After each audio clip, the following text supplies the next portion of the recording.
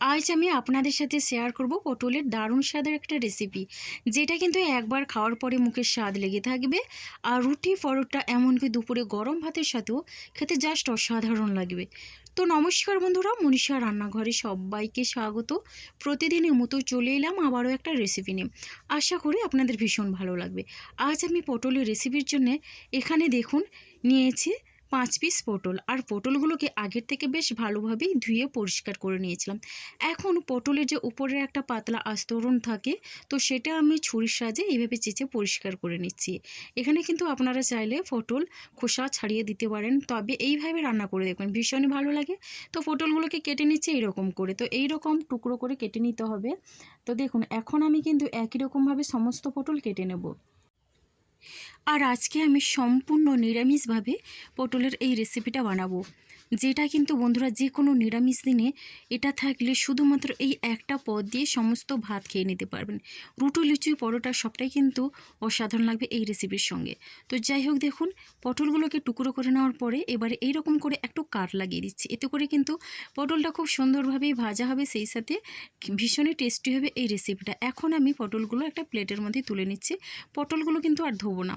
এবারে দেখুন আলু নিয়েছি 3 পিস। তো মাঝারি সাইজের 3টে আলু নিয়েছি। আগের থেকে আলুর খোসা ছাড়িয়ে বেশ ভালোভাবে পরিষ্কার করে নিয়েছিলাম। এবার দেখুন আলুগুলোকে কেটে নিচ্ছি। আর আমি কিন্তু আলুর পরিমাণটা একটু বেশি দিচ্ছি, যেহেতু আলুটা খেতে ভীষণই ভালো লাগে, তো আমরা বেশি আলু খাই, তো তার জন্য আমি 3 পিস আলু দিলাম। যদি আপনারা আলুর পরিমাণটা একটু কমিয়ে দিতে চান তাহলে কমিয়েও দিতে পারেন। তো যাই হোক, দেখুন এখন কিন্তু এইভাবে ডুমো ডুমো করে আলু কেটে পরিষ্কার করে ধুয়ে নিয়েছি। এবার রান্নার জন্য দেখুন গ্যাসে একটা ডেচকি বসিয়ে দিয়েছি। আর এখন ওর মধ্যে দিয়ে দিচ্ছি পরিমাণ মতো সর্ষের তেল। তেলটাকে বেশ ভালোভাবেই গরম করে নিয়েছি। এখন আমি আলুগুলো ভেজে নিচ্ছি। তো আমি আলুগুলো দিয়ে দিলাম আর আলু দিয়ে বেশ ভালোভাবেই নাড়াচাড়া করে নিচ্ছি। এবার দেখুন বন্ধুরা, এখানে দিয়ে দিচ্ছি অল্প পরিমাণে লবণ আর হলুদের গুঁড়ো। লবণ আর হলুদের গুঁড়ো দিয়ে বেশ ভালোভাবে মিশিয়ে নিচ্ছি। আর এইভাবে লবণ হলুদের গুঁড়ো দিয়ে একটু ভেজে নিলে আলুটাকে ভীষণই ভালো লাগবে খেতে। আর দেখুন এখন কিছু সময় ধরে নাড়াচাড়া করে ঢাকনা দিয়ে 3 থেকে 4 মিনিটের মতো আমি একেবারে লো ফ্লেমে হতে দেবো। ততক্ষণে মশলাটা করে নিয়েছি। মিক্সি জারের মধ্যে 1 ইঞ্চি পরিমাণে আদা দিয়ে দিলাম। আর দিয়ে দিচ্ছি 2টো কাঁচা লঙ্কা, 1 মুঠো পরিমাণে চীনাবাদাম। এখানে চাইলে আপনারা কাজু বাদামও দিতে পারেন। তো দেখুন এখানে এবার আমি দিয়ে দিচ্ছি খুবই অল্প পরিমাণে জল। এবার জলটা দিয়ে এর একটা মিহি পেস্ট করে নেব। দেখুন মশলার পেস্ট কিন্তু আমার তৈরি হয়ে গেল। এটা সাইড করে রেখে দিলাম। এবার ঢাকনাটা খুলে আলু একটু নাড়াচাড়া করে নেব। আলুটাকে কিন্তু একটু লাল লাল করে ভেজে নিতে হবে। আলু পটলে যে কোনো রেসিপিতে আলু আর পটল যদি একটু লাল করে ভাজা হয় তাহলে ভীষণই ভালো লাগে খেতে। তো দেখুন এখন কিন্তু আলুগুলো অনেকটা কিন্তু ভাজা হয়ে গেছে। আর এবারে আমি আলুগুলো তুলে নিচ্ছি। তো দেখেই বুঝতে পারছেন এইরকম লাল করে ভেজে নিয়েছি। এতে করে কিন্তু আলুটা অনেকটা পরিমাণে সেদ্ধও হয়ে যায়, সেই সাথে খুব সুন্দরভাবে ভাজাও হয়ে যায়। এখন আমি আলুর পিসগুলো তুলে নিয়ে ওই তেলের মধ্যে এখন ভেজে নেব পটলগুলো। তো তার জন্য এখন কেটে রাখা পটলগুলো দিয়ে দিচ্ছি। একই রকমভাবে এখানে কিন্তু পটলগুলোকেও লাল লাল করে ভেজে নিতে হবে। আর পটলগুলো ভাজার জন্য এখানে অল্প পরিমাণে লবণ দিয়ে দিলাম। লবণটা দিয়ে বেশ ভালোভাবেই নাড়াচাড়া করে পটলটাকে একটু ভেজে নেব। আর হ্যাঁ, মিডিয়াম ফ্লেমে রেখে কিন্তু ঢাকনা চাপা দিয়ে পটলটাকে একটু ভেজে নিলে ভাজা ভাজাও হয়ে যাবে, সেই সাথে অনেকটা পরিমাণে নরমও হয়ে যাবে। তো দেখুন ঢাকনা দিয়ে 3 থেকে 4 মিনিটের মতো মিডিয়াম ফ্লেমে রেখে পটলটাকে একটু ভেজে নিয়েছি। এখন একটু নাড়াচাড়া করে নিচ্ছি। দেখুন পটলের গায়ে কিন্তু সুন্দর একটা মিষ্টি কালার ধরেছে।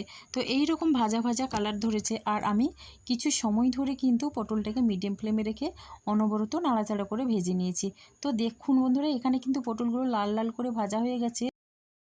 এবার আমি এই ভাজা পটলগুলো তুলে নিচ্ছি। এই রকম ভেজে নিলে পটল কিন্তু ভীষণই ভালো লাগবে খেতে। তো এখন পটলগুলো তুলে নেওয়ার পর আমি দেখিয়ে দিচ্ছি আলু পটলটা কত সুন্দরভাবেই ভাজা হয়ে গেছে। এবারে এখন রান্নার জন্য আমি দিয়ে দিলাম আরও কিছুটা পরিমাণে সর্ষের তেল। পুরো রান্নাটাই আমি সর্ষের তেলেই করব। তো দেখুন তেলটা দিয়ে দিলাম। আর তেলটা এখানে গরম হয়ে এলে এখানে দিয়ে দিচ্ছি গোটা গরম মশলা। তো এলাচ দিলাম, লবঙ্গ দিলাম, আর কিন্তু এখানে দারচিনি দিনে খুবই ছোট্ট একটা জায়ফল দিয়েছিলাম। এবার একটা তেজপাতা কেটে দিয়েছি।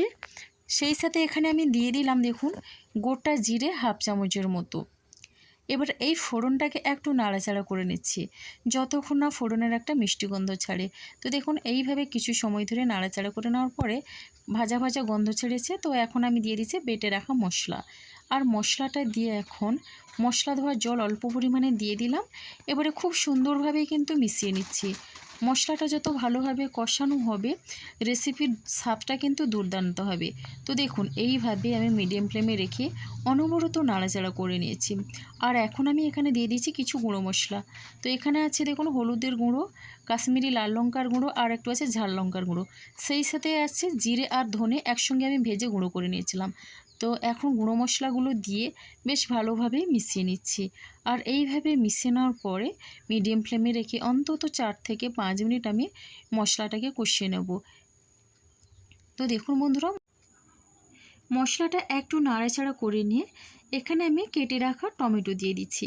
মাঝারি সাইজের একটা টমেটো এইভাবে ছোট ছোট করে কেটে নিয়েছি। এবার টমেটো দিয়েও বেশ ভালোভাবে মিশিয়ে নিলাম। আপনারা চাইলে কিন্তু এখানে টমেটো পিউরিও দিতেও পারেন।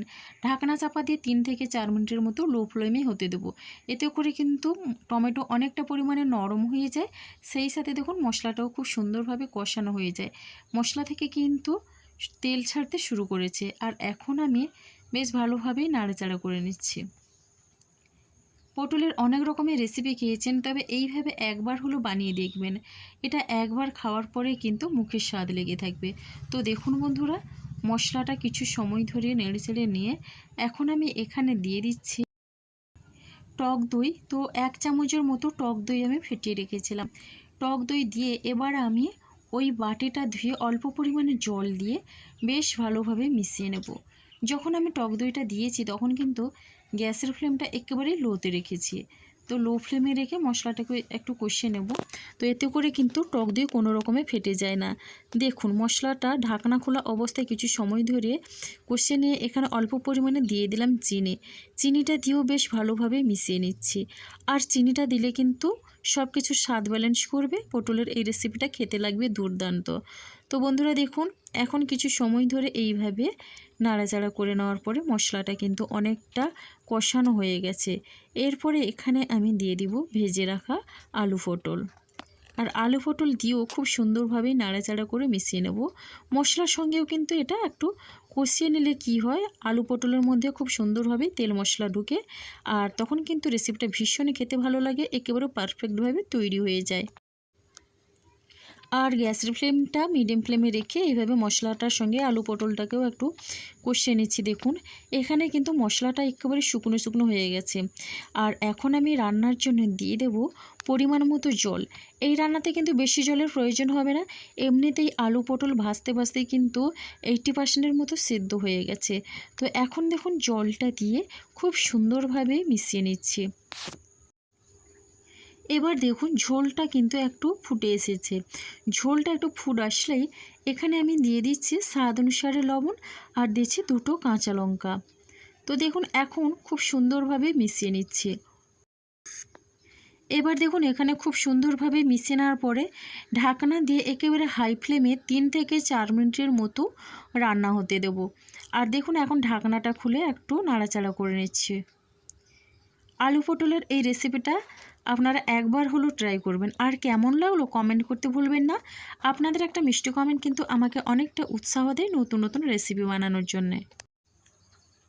এখানে কিন্তু এতটা পরিমাণে ঝোল রাখবো না, এটা কিন্তু একটু মাখো মাখো হবে। তো তার জন্যে ঢাকনা দিয়ে আরও 3-4 মিনিটের মতো রান্না করে নিয়েছি। এবার দেখুন বন্ধুরা, ঝোলটা কিন্তু একেবারে মাখো মাখো হয়ে গেছে। তো ঝোলের পরিমাণটা অনেকটা কিন্তু কমে গেছে। তো এবারে দেখুন এখানে দিয়ে দিচ্ছি কাসুরি মেথি। তো কাসুরি মেথি দিলে কিন্তু আলু পটলের এই রেসিপিটার স্বাদ জাস্ট অসাধারণ লাগে। আর দিয়ে দিচ্ছি গরম মশলা গুঁড়ো। আর এই গরম মশলাটা বাড়িতেই বানানো। আর এই গরম মশলার মধ্যে আছে এখানে এলাচ, লবঙ্গ, দারচিনি, তেজপাতা, শুকনো লঙ্কা, গোটা ধনে, গোটা জিরে আর গোটা মৌরি। এগুলো দিয়ে কিন্তু আমি মশলাটা বানিয়ে রেখেছি। যখন তখন কিন্তু যে কোনো নিরামিষ রেসিপিতে, এমনকি চিকেন মাটন সবটাতেই ব্যবহার করি। তো যাই হোক, এখন কাসুরি মেথি আর গরম মশলা গুঁড়ো দিয়ে বেশ ভালোভাবে মিশিয়ে নিয়ে একেবারে গ্যাসের ফ্লেমটা লো করে দিয়ে 2 থেকে 3 মিনিটের মতো রান্না হতে দিয়েছিলাম। এতে করে কিন্তু মশলাগুলো আলু পটলের মধ্যে বেশ ভালোভাবে মিশিয়ে যায়। গ্যাসের ফ্লেমটা একেবারে বন্ধ করে দিয়েছি। তো দেখুন বন্ধুরা কতটা লোভনীয় হয়েছে এই রেসিপিটা। তো দেখেই বুঝতে পারছেন। এখন এই গ্যাসের ফ্লেমটা বন্ধ করে স্ট্যান্ডিং টাইমের জন্য এখানে মিনিমাম 5 মিনিটের মতো রেখে দেবো। তারপরে কিন্তু 5 মিনিটের পরে আমি পরিবেশন করে নিচ্ছি। তো কতটা লোভনীয় হয়েছে আলু পটলের এই রেসিপিটা দেখেই বুঝতে পারছেন। একবার হলেও ট্রাই করবেন আর কেমন লাগলো কমেন্ট করতে ভুলবেন না। তো বন্ধুরা এই রেসিপিটা থাকলে অনায়াসে আপনারা 2টোর জায়গায় 4টা রুটি কিন্তু খেয়ে নিতে পারবেন। তো আজকের রেসিপিটা আমার এই পর্যন্ত। আর আগামীকাল আসবো আবারও একটা নতুন রেসিপি নিয়ে। আপনারা সবাই সুস্থ থাকুন, ভালো থাকুন। অসংখ্য ধন্যবাদ আর অনেক অনেক ভালোবাসা রইল আমার সোনা বন্ধুদের জন্যে। তাহলে বন্ধুরা আজকের মতো সবাইকে টাটা।